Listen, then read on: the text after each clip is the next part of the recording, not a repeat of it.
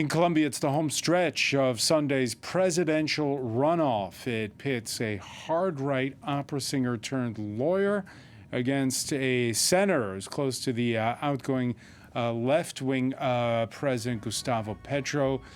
The election will have stark consequences for the country's stumbling peace process with armed groups. Endorsements coming in this Thursday from both the President of the United States and his Argentinian counterpart, who both are of a like mind when it comes to Latin American politics. Javier Milei and Donald Trump both endorsing the far right's Abelardo de la Espriella. His rival from the left, Ivan Cepeda, though, is trailing in the polls. Well, right now, again, it is crunch time on the campaign trail. Seré implacable. I will be relentless against those who seek to destroy Colombia. I will be firm against the criminals.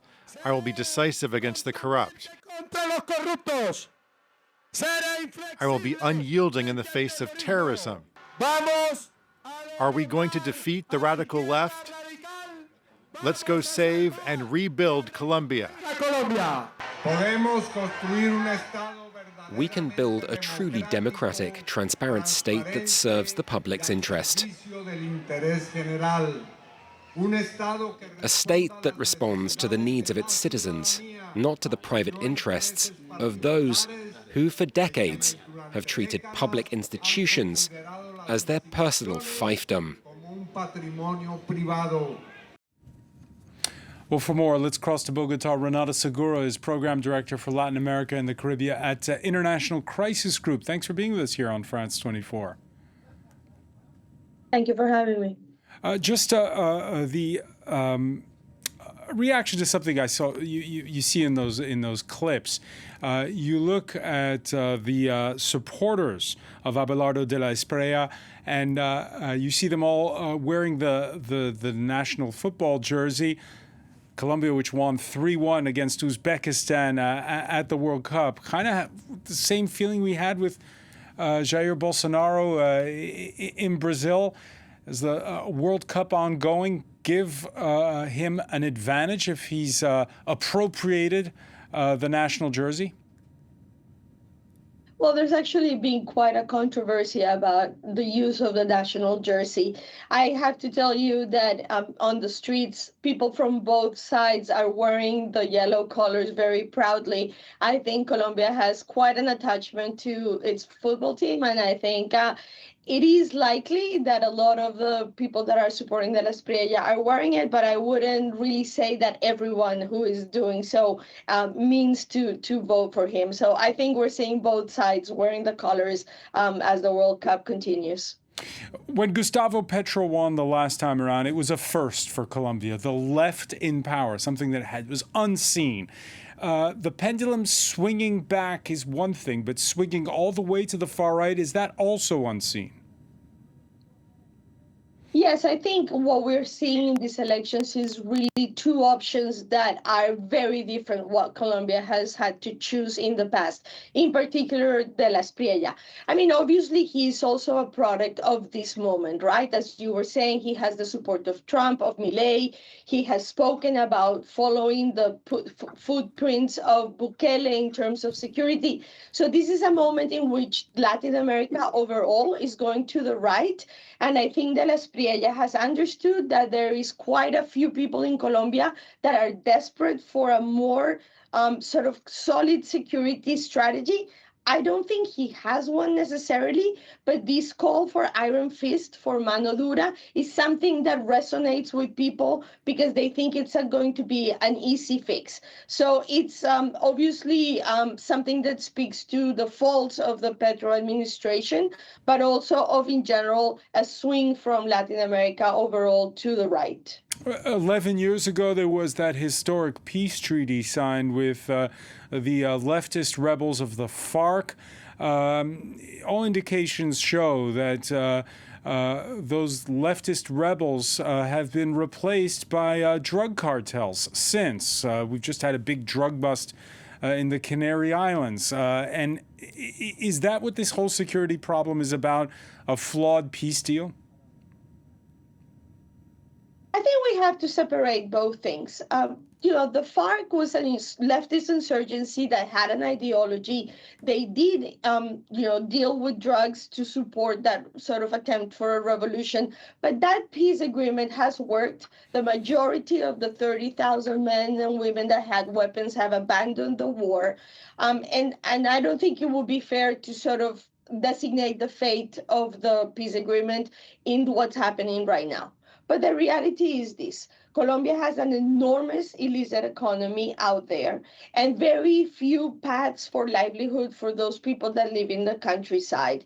And so the temptation to go towards either cocaine, but it might also be illegal mining and other kinds of illicit economies is huge for populations that have few other options. So Petro had tried to engage in negotiations with a lot of these groups that went really bad. Nobody has demobilized thanks to these negotiations. But I think what really is at the core here is the reality of illicit economies being at the core of what's happening in Colombia's countryside and the difficulties that we've had in really curtailing the violence that goes with that. Where do you turn to offer an alternative?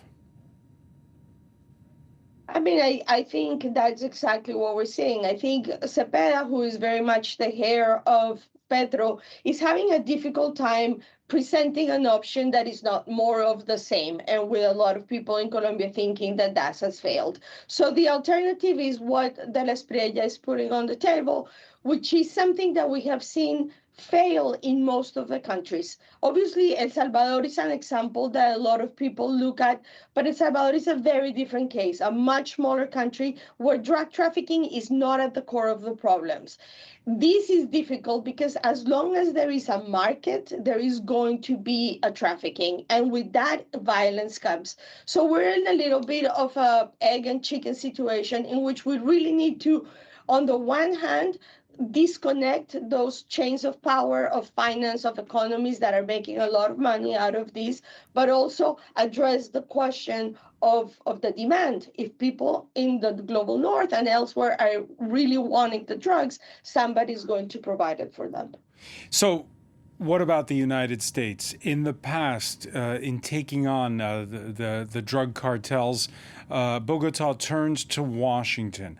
If it is, as the polls suggest, Abelardo de la Espriella who wins, will the U.S. have a comprehensive policy to back Bogota, and would that be a good thing? I think absolutely the United States is a central part of the security apparatus in Colombia, both in terms of funding, but also in cooperation, and that will continue. It has, in fact, continued under the Petro administration. Those kinds of cooperations have not stopped. I think with De La Espriella, what we're likely going to see is support for some more extreme measures. For example, building of mega jails. We have a lot of doubts about how effective that is. Clearly, Colombia does need a new reform of the prison system that is not working well, but just raiding up people on the streets on few suspicions and putting them in jail is not necessarily going to help. I think what we're going to see also more is what we have seen throughout the continent already, which is a return to a very militarized approach to drug trafficking. So more bombing, more use of drones to try and fight these groups. This might work in certain ways, but obviously there's always a big concern that the communities that live in these areas, that bystanders, might end up being, the ones that are the victims of these attacks if there's not enough intelligence and proof that we're targeting the right people. There's always a need for a combination of good intelligence, of security by all means, but also negotiating with the communities to try and minimize the impact that it has for just the people that live in these regions. Just very briefly, Renata, you began this conversation referencing those strong-arm tactics in El Salvador.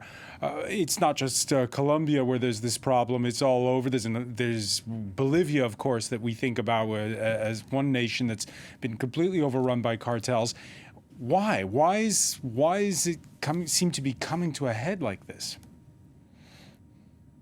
I mean, as I was saying before, the problem is that Latin America had an enormous economic construction over the COVID era, right? We lost enormous amounts of progress that we had done in both poverty reduction, but also inequality. So what you have is enormous parts of the population that have very few paths for legal ways of making a living and putting food in the table for their families.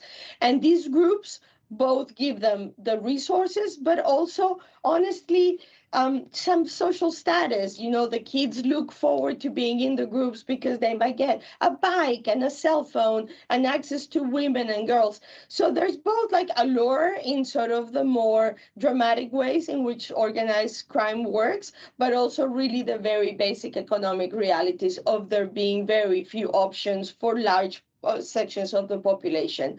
But we have seen that this sort of appeal to an iron fist is not necessarily working in the places like Ecuador and others that have appealed to it. Renata Segura, so many thanks for being with us from New York City.